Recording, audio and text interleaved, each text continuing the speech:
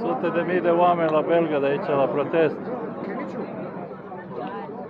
E plin centrul aici de lume care protestează.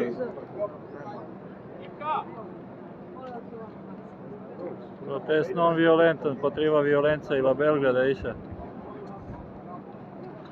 Sute de mii de oameni adunați. După ce 20 de copii au fost omorâți de psihopați educați de acest regim.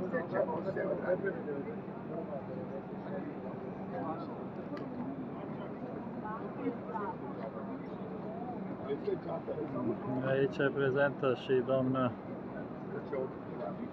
Tepić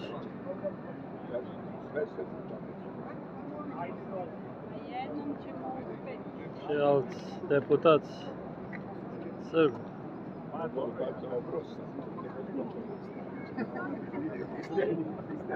O mare de oameni aici la Belgrad. Acum, fără incidente.